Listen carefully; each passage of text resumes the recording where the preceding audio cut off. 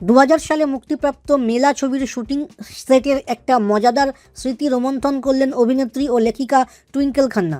ছবির outdoor shooting চলাকালীন অক্ষয় কুমারের প্রেমে অন্যমনস্ক থাকার কারণে সহ অভিনেতা আমির খান নাকি চর মারতে গিয়েছেন বলে দাবি করেন টুইঙ্কেল।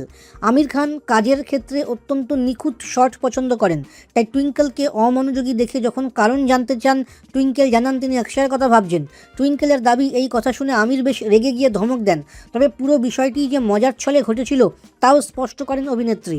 টুইঙ্কেলের এই মন্তব্যের প্রেক্ষিতে আমির খান বিস্ময় প্রকাশ করেন এবং রসিকতা করে বলেন যে টুইঙ্কেলের মানুষকে অনায়াসে অপমান করার একটি বিশেষ গুণ রয়েছে।